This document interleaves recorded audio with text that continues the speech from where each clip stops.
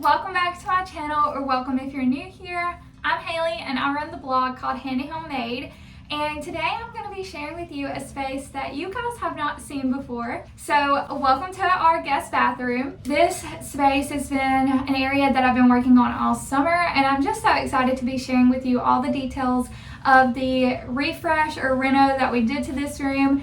And before we get into all the details about this room, if you are new here, or if you have not hit the subscribe button down below, please do so. I would love to have you stick around and be a part of this community. It also helps my channel grow. And so if you like watching these videos, be a part of our group. I would love to have you here. Thank you so much for clicking on this video, for hanging out with me, and let's go ahead and get into today's video. If you guys have been around for any bit of time, then you know we are renovating our 1970s ranch style house. And a couple of months ago, I shared with you our master bathroom renovation.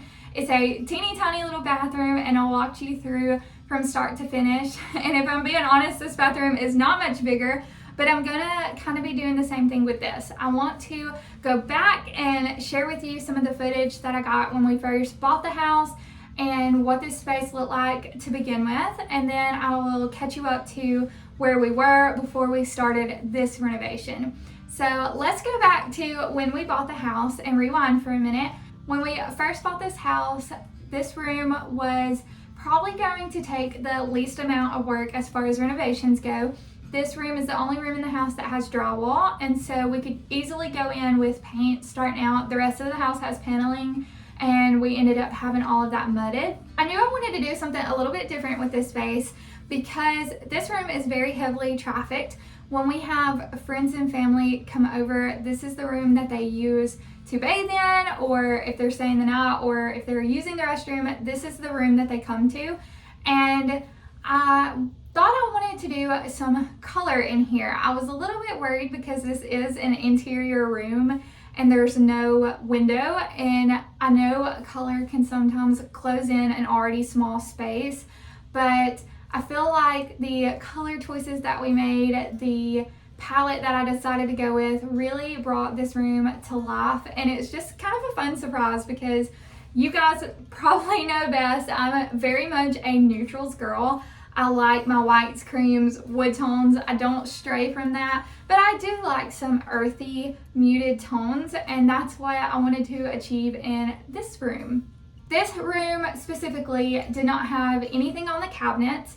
The drywall was painted, and then the light over our shower was a heater, which is slightly concerning as far as it being a fire hazard. So I knew that needed to come out, and the grout was coming up out of the floor because we do have tile on the floor.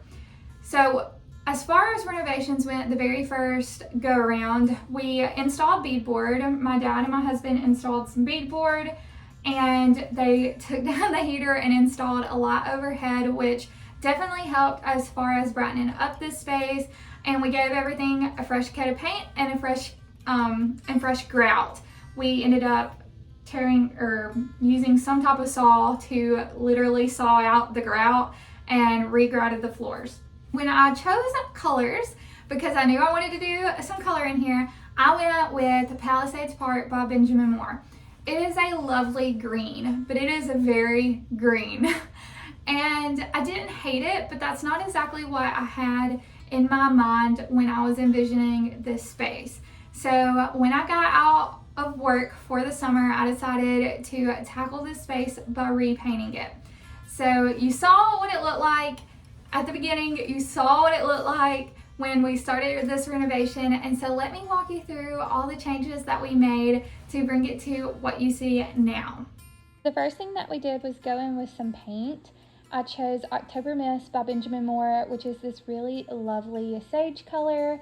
It was a lot more muted than the green that I had on the wall. And then for our beadboard and our cabinets, I chose Tapestry Beige by Benjamin Moore. And it really ties in nicely with the countertops. It's a little bit more creamier than what we had on there. And I really love the way it ties it all together.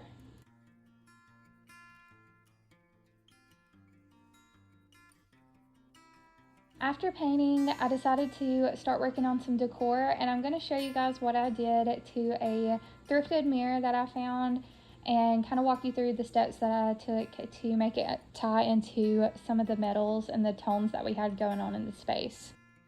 So originally this mirror was a very orangey yellow gold, and it had black detailing in here and then black streaks along the frame. And it didn't match the colors, the metals that I have in my bathroom now. And so what I did is I took European gold rub and buff and buffed it all over the frame. And that just gave it a more softer appearance. It's a more truer, lighter gold tone. And I really like the way that looks. However, you saw in this bathroom that we've got beadboard on the walls. I'm probably going to be doing some wood accents, linen, curtains, and I don't want it to feel too elegant, I guess, too fancy for the space with this mirror. And so what I'm doing to kind of tone it down, scale it back a little bit, is I'm actually antiquing it. I really feel like this looks very flat as well. You can really see where I have buffed the rub and buff into it. So what I'm doing is I am taking an antique glaze. This is from Rust-Oleum. This is supposed to be the one that complements warm tones, but it is very cool toned and neutral. And what I'm doing is I'm taking it on a little piece of cloth and I'm just buffing it in. And so I have done it along this side, and it's just giving a really pretty texture and mutedness, I guess, to it. So when I hang it up, I'm really hoping that it just kind of blends with the space more than just being a really fancy gold mirror stuck in a rustic vintage country bathroom.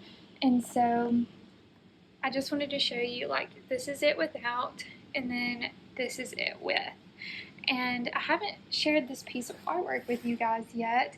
You will see it when we decorate, but you'll also see me picking it up at an estate sale.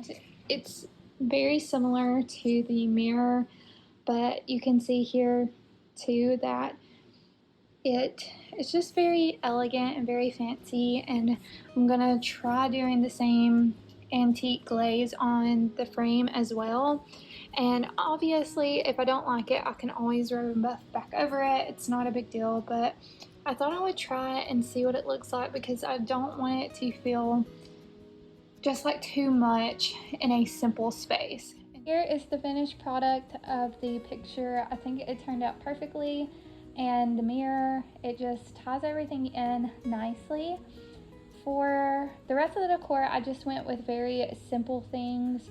I took the curtain all the way to the top, to the ceiling, like I did in our master bath, just to give the illusion of taller ceilings. And then I just filled it in with very simple thrifted decor that I found. The decor that I use may change over time. I'm still playing around with it. There's some things that I may change later on down the line, like the knobs on the cabinets.